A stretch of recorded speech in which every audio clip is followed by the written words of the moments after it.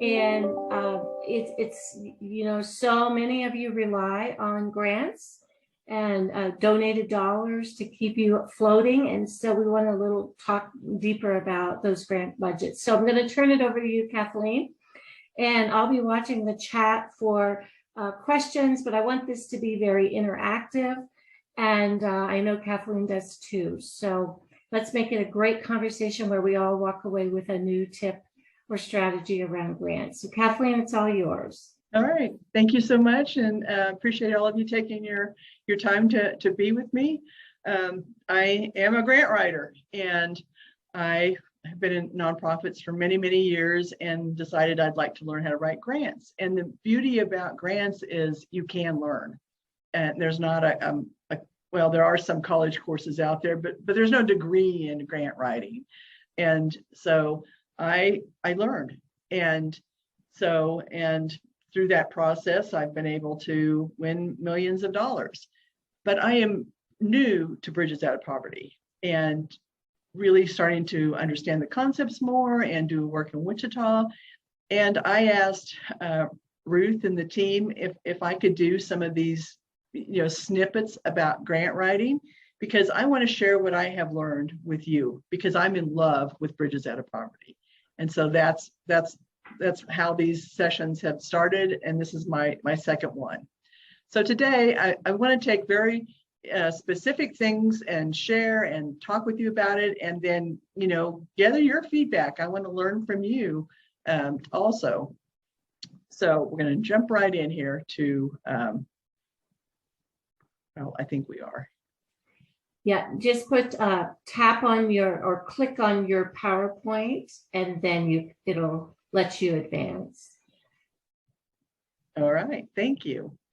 All right, so an organizational budget is different than a grant budget.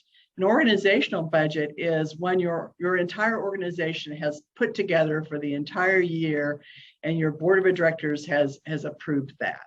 Okay. And so if you're a large organization, that could be huge, right?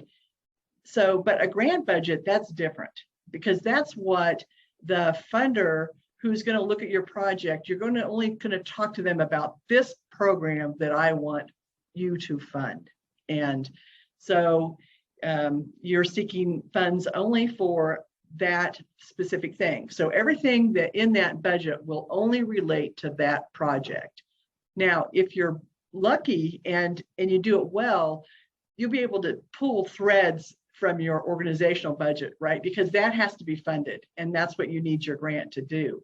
But maybe there'll be things that you want to add that's not a part of your budget, but you need for this project, and that's what you're going to do in this budget. So at the end of this session, Ruth is going to put up my Excel worksheet that I use, and I work on this like daily when I'm writing grants. And a lot of times I'll start with the budget first, because if the budget doesn't make sense, then the rest of the grant's not going to make sense. So I started this job, and the executive director walked in and said, "We need $3,000 to remodel our kitchen." And I said, "Great." I said, "How many bids do we have so far? How many do we need to go? What's the details on it?" And he said, "Oh, no. You just tell them we need about $3,000. And I was just like, "No, that's not going to work, because look at the way I've written these two responses on a grant. We need about $3,000 for new kitchen appliance, or we've secured 3 bids and we need this much money, and that includes these 3 things, which are refrigerators that are this size that cost this much money. We need 2 of them. We need a dishwasher that costs this much money." Isn't that clear? I mean, if you were a reviewer, you'd go, "These people know what they need, and I can fund this." Or they may say, "You know what, I can fund 3,000 of this, or I can fund, some more of this, or, whatever, I mean, it's much more clear. It gives confidence to people that you know what you're doing, and not just, "Oh, well, we need some money," right? So kind of just take this journey with me, just let me talk through this. And then when you get my example, you'll really see how, and as we take this journey together, you'll see how all this plays out here. But in my top of my Excel spreadsheet, I have these columns, and I will use this to fill in, and you'll see how it gets filled in. Now, why do you need the name of the organization? You know where you work, right? Because this document is good, and you can, like in a grant application where they say, attach your project budget, you can attach this. And so you want the name of your organization and the project on there, because they'll be looking at many different, they'll be reading your narrative, and they'll be glancing back at your budget. So that's why you need it there. So all of this will become more clear as I work through my PowerPoint slide. So also in this grant budget, a common question is, who else is funding this? So just like any budget that you do, you can have income at the top, and then all the expenses underneath of that. And so this is in column A.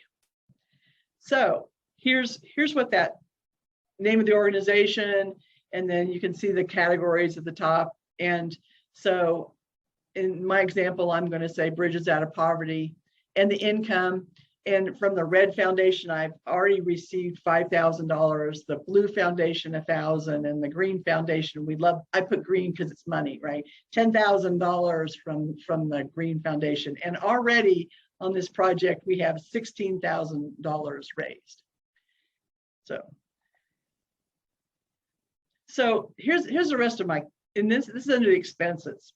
Now, I picked these because this is what the federal government uses. And I figure, heck, if it's good enough for the federal government, it's good enough for me. So that's why I have these categories. Every once in a while, you'll have someone that has ask something specific, and then I have to break it out. But in all the years I've done it, this has worked. This has been good enough. And so these are the categories that I have in my worksheet here.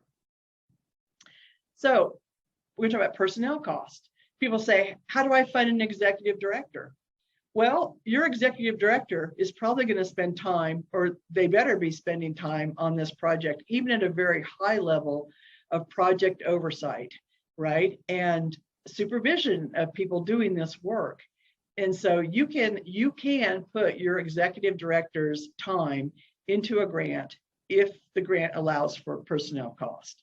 And I do it in every grant, and it's not going to fund your executive director 100%, because they're all doing other things like fundraising events and all other things like that.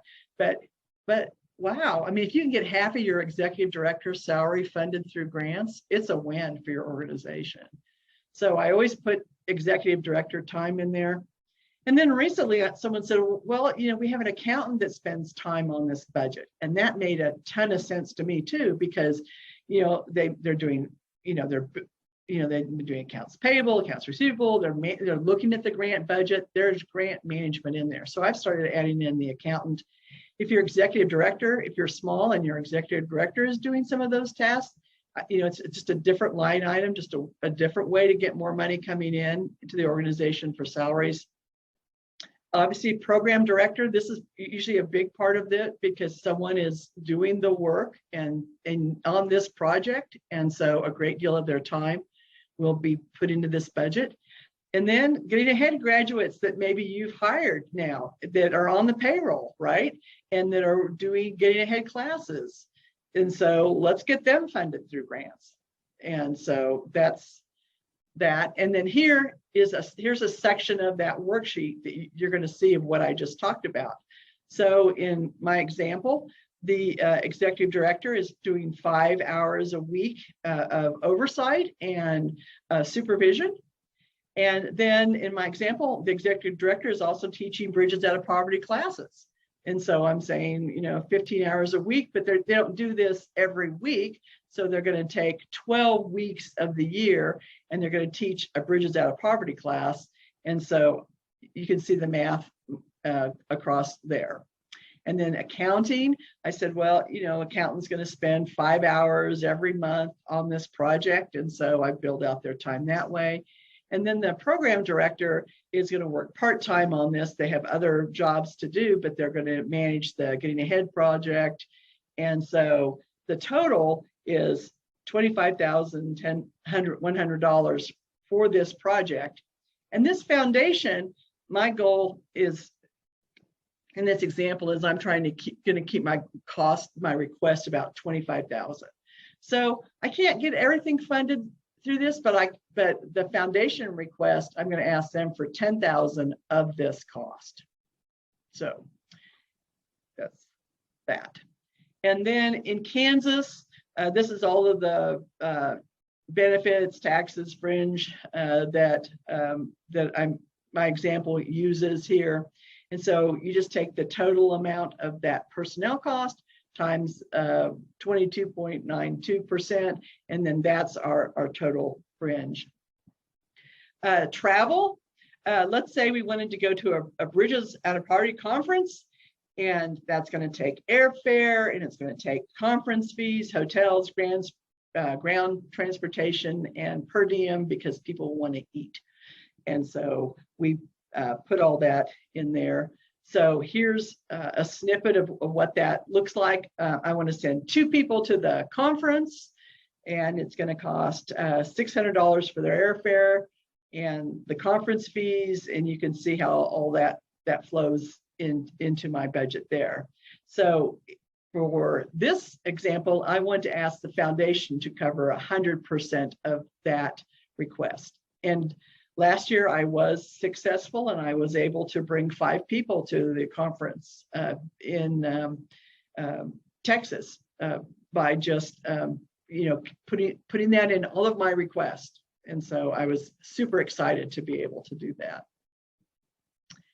Equipment, I always put in laptops. You think they're going to last forever when you buy them. Oh, I got this great laptop, it's going to last forever, and it doesn't. And your staff call you up one day and said, oh, my laptop's gone. I was like, oh, no problem. I've been writing this in every single grant. I got money. We'll get you that new laptop. So anyway, I write it in. I put it in there. So that's kind of what this looks like in my example. I put in 2 laptops, $900 in the easel for class, and for the foundation request, I'm going to ask them for those 2 laptops. Supplies, this could be office supplies. Getting Ahead books is where I put this. Bridges Out of Poverty supplies, books. This is where I put that kind of information there. And so it looks like this. So in my example here, I'm going to put in a month, 12 months, $75, $900 in supplies. Getting Ahead books, I'm going to have 12 people in my Getting Ahead class. I'm going to offer it 4 times a year, so at 4 locations. The cost of the books plus shipping, and there's my total there. Bridges Out of Poverty supplies is in there, and then say I'm going to do a Bridges Out of Poverty class. I'm going to do that 12 times a year, or 12 people at 6 times a year. The books are $26, and that's the total. And I'm going to ask the foundation to fund that. Contractual, the only example I could think of in this case was, I need someone to set those computers up that I bought to hook it up to my network and all that. So I might hire a consultant to come in and do that. Maybe you want Dr. Payne to come, and you're going to put her in as a, contractual, and she's going to fly into your community to do work. That's the kind of people that you would put in there under contracts. So in my example here, I bought 2 computers. It cost me $75 to get that hooked up to my network. And so it's $150. I did not ask the foundation to fund that. It's just part of the total project there. Okay. Other things, I put in there gift cards as incentives for people to take the Getting Ahead classes. we all try and get meals donated, but every once in a while, the person that donated doesn't show up. We have to buy emergency pizza. If you put in a stipend for childcare during a Get Ahead class, I kind of put that in there too. So in my example here, I have, I'm going to do 12 classes. I'm going to have gift cards for 12 people, and I'm going to do it 4 times a year. That's my example here. 4 times a year, 12 people. Oh, 16 classes. There we go. Like I said, I'm new. 16 classes, and you multiply that up. That's $19,020. In this case, I'm asking the foundation to cover $3,000 of that expense. Meals I put in there, and I'm asking them to cover $1,000 of that. Like I said, hopefully we get all that donated, but sometimes you can't. Indirect costs, those are things that, so you pay rent, you pay utilities, you pay insurance, all of those things, but you can take 10% of that and allocate that to this project that you're doing. I don't normally go higher than 10%. That seems to be a standard. Sometimes sometimes I put in 8% if I'm trying to get to a specific number in a grant. Your accounting people always want you to put absolutely as much of that as you can in there, but 10% seems to be the standard. Other tips that I have is forget the pennies. Yeah, my very first presentation I went to ask, it was a woman that had a foundation, and we were asking her for 10,000, but it looked like $1 million to her. She's an older lady. She said, $1 million, that's a lot of money. And I was like shocked. I was like, we're asking you for $1 million, we're asking you for 10,000. So anyway, the federal government says forget the pennies, just round it up. Most instructions tell you to round it up. And then again, this worksheet can be used to actually, you can actually turn it in to someone. So this worksheet will help you accomplish 2 things. The question is, they say, what is the overall cost of this project? Well, you'll have that. And then the question is, how much do you want from us? Well, this budget will tell you that, and then you can, like I've got the formulas already in there. So, the goal was to ask for 25,000, but when I plug in all my numbers, it's really 30,000. I can reduce and shift, and the formulas all work to that. So that's the end. Now, this only makes sense when you open up the worksheet and you see the whole thing. And then you'll go, oh yeah, that makes total sense. So.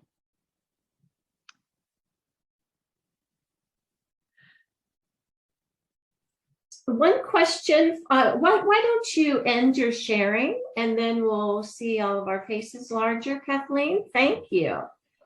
Stop. One of the questions was, do you show in-kind giving on your grant budgets? I don't necessarily think that's a bad thing, but I guess it would get you maybe to your total amount, like at the top, when people said, what have you, what revenue do you have coming in, and you could denote that as in kind. I don't think that's a bad thing. Yeah. So I placed the budget into the chat, and you should be able to download that and save it. So if you're having difficulties with that, let me know your email address, and I'll definitely send it to you. Let's open up the mics. What questions do you have? What comments do you have? What do you put in your budgets? Let's share here.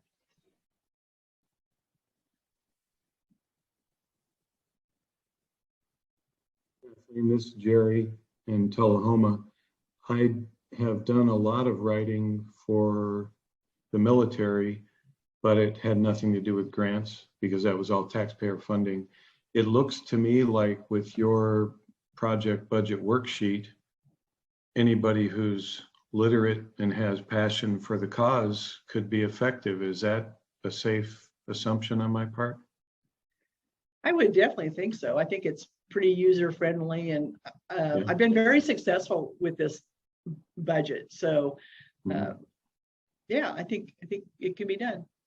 So you state your case and you make the appeal to the right funding prospect, and then do you do multiple appeals across a certain spectrum, anticipating at least one of them will say yes, or how do you target? Mhm. So with grant writing, I was shocked to learn this when I first started. It's not about what I need. I need a lot. I need a lot of money, right? But it's not about me. It's about what the funder wants to fund, right?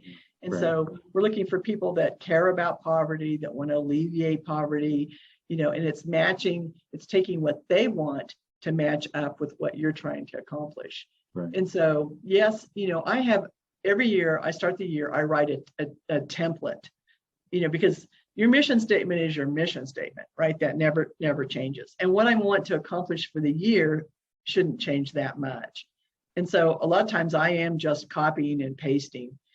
Now, at the end of the year, sometimes I'll have just like a request. It's the same letter that I use over and over again for those smaller foundations. I get a 500 here, I get 1,000 there.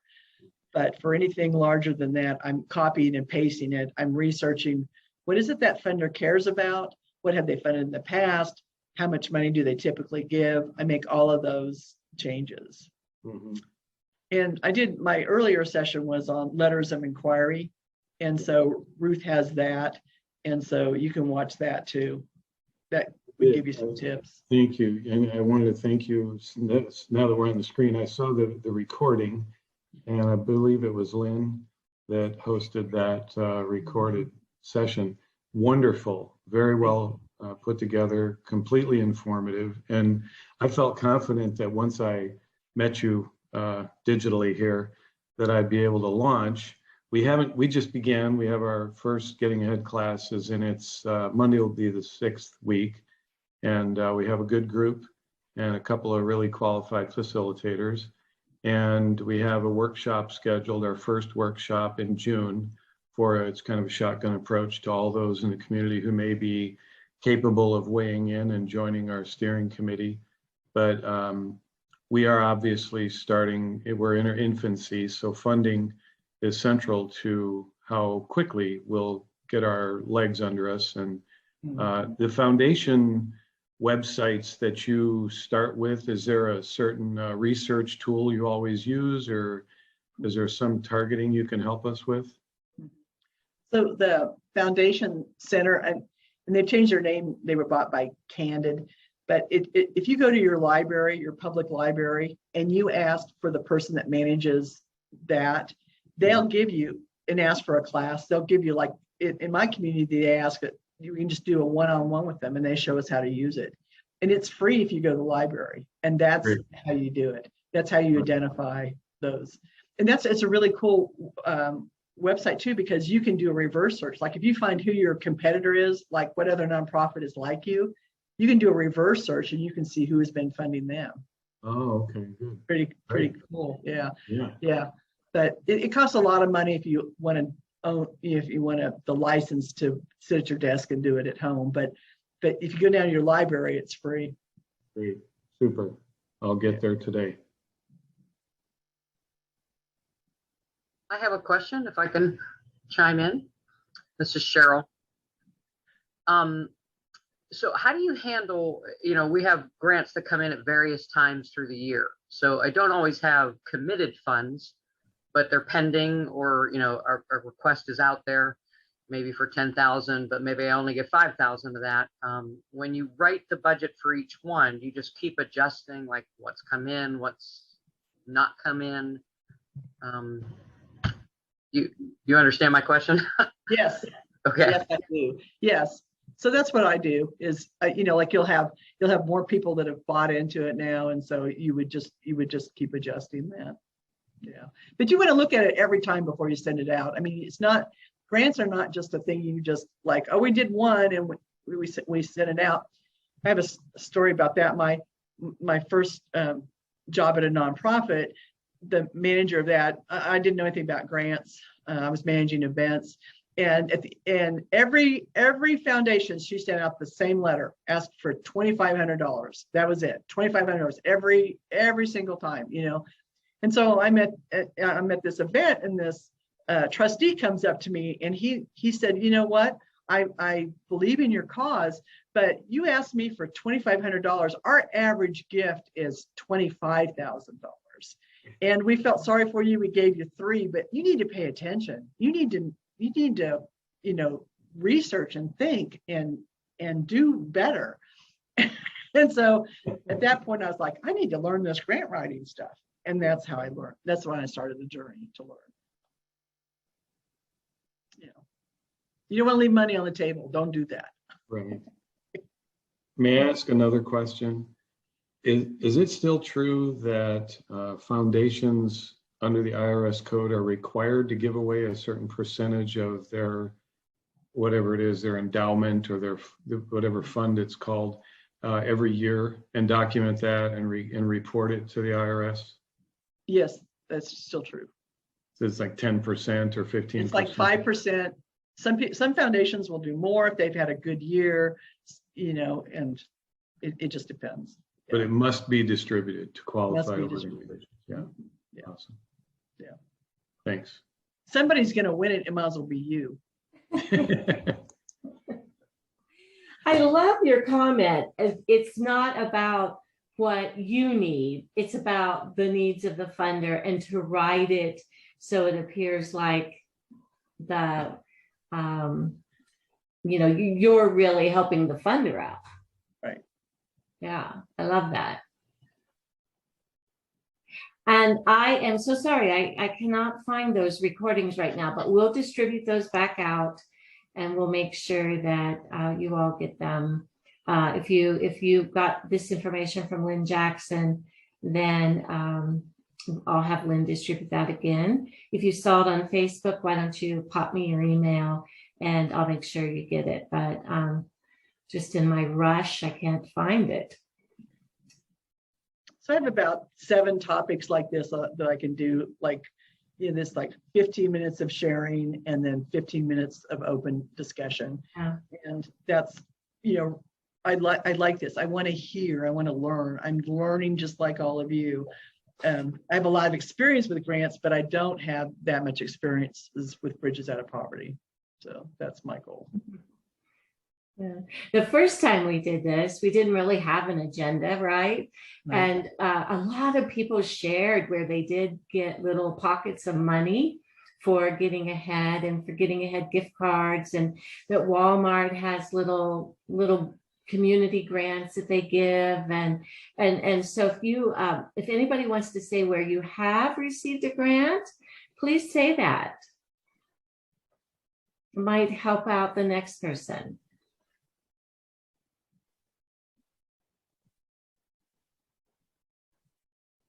I'll say that most of our grants have been local community ones. So through our community foundation, through something we have called Lee Initiatives Health and Wellness Endowment. And so we're able to write for some good local ones and Western Pennsylvania ones. We're in Pennsylvania. So PNC in Pennsylvania has a pretty good grant writing process and very open to our requests. So, Okay. Yeah. Thank you, Jerry. I had another thought when I looked at your template or what you sent us, the project budget example. I feel like the ones we've been using have maybe been too detailed, trying to lay out the cost of childcare, the cost of our books, kind of just being a little too maybe too clumsy with too many line items. So combining them is fine. I'm assuming doing a little better at maybe clumping them together. Is that Right. easier? Yeah, I think so. I think if you stay, like I said, those are the categories from the federal government. And I figured as complex as the federal government is, if this is their categories, they seem pretty simple to me. So that's what I do. Okay. That's helpful. Hi, I have a question. I'm actually not in the States. I'm in Canada. I am 2 weeks into being an executive director for an organization that's been around for 15 years. So I'm soaking up every little bit of knowledge I could possibly get. So it is pretty well established. The ED before me is handing the baton really well, and I haven't dipped into the grant writing yet and everything like that. So this is extremely helpful. The question I have, what would be like the biggest mistake you would do in writing a grant? Like, is there like a something that, I don't know, I just biggest mistake. I said, like my previous example was asking for too little. I think sometimes people can ask for too much. If you go on to the IRS 990, and I think that's the session I'm going to do next. I don't know, in Canada, I'm assuming you have to file taxes, But anyway, it tells you who these foundations have to do taxes, just like you and I. And they almost always say who they gave the money to and how much. And so I always look at the lowest and the highest and kind of go into the middle for a first time request. And I think a big mistake is if you don't understand that, and like an example is the woman thought we were asking for $1 million, but we were asking for 10,000, right? Well, she gives gifts all the time at 10,000. I already knew that. I already done my homework. Not too many at $1 million, right? And so I think whatever you can do to learn about the foundation, obviously we talked about what they care about, but also looking at what are the ranges that they give, and not always shooting clear to the top right off the bat, and being a little bit more conservative. But don't ask for the lowest either. I never want to write a grant for $500. Never. It's not worth it. It's not worth my time. I don't want to do it, and you won't be able to do the money dance for $500. You got to go, woo, like we got 10,000 and we got 100,000, 500, nah.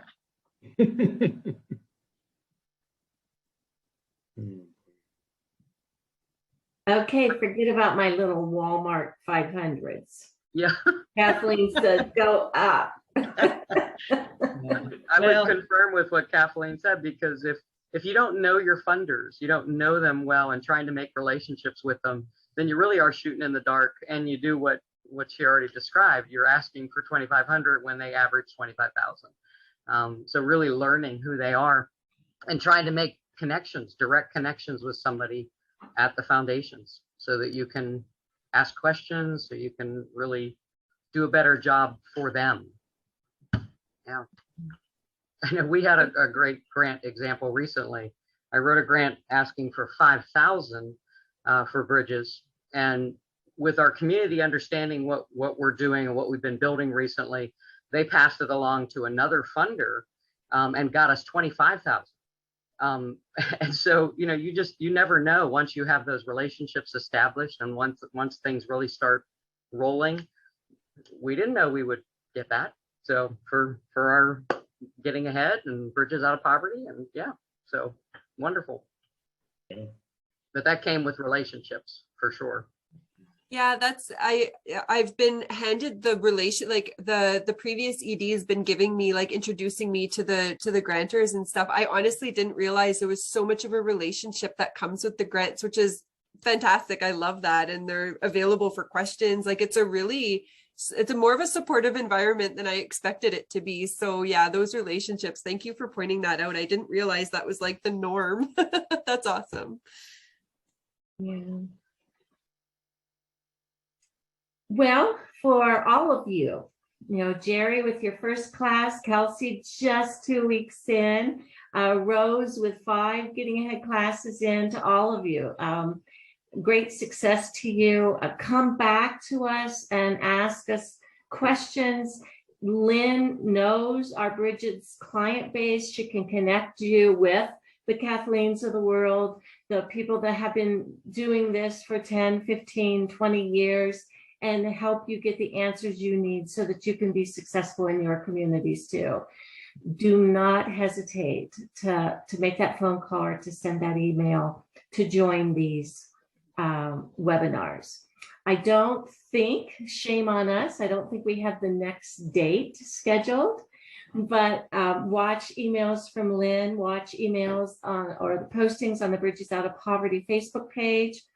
And we will be sharing the next time that Kathleen will be giving us some more tips and strategies. One last time, any questions? Just one, Kathleen, you mentioned, and I put all caps, please, with your generous offer about a handful of additional topics. Can hardly wait. I know I speak for many. And the voice of wisdom is, we need to elevate you. Thank you. It's a wonderful professional handshake that you're offering. I'm grateful. You're welcome. I agree. Okay, well, watch for this video to be out on YouTube, or Lynn will send it out. And again, we'll advise you when our next one will be. And we appreciate all your time and what you do in your communities to eliminate and relieve poverty. So thank you. Have a good day. So much. Thank you. Thank you. Thank you. Thank you, Kathleen. You're welcome. You're welcome. It was fun. Yeah, I've written a whole page and I don't even do grants. I